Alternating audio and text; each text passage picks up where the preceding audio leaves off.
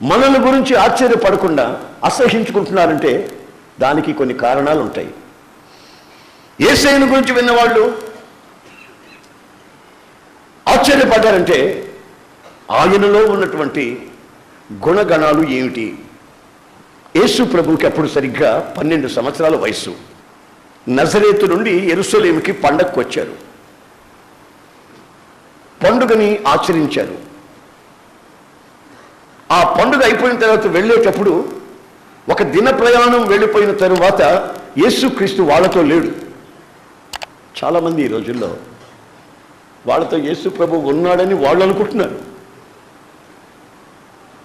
కానీ వాళ్ళతో లేడనే సంగతి వాళ్ళకి ఇంకా తెలియలా.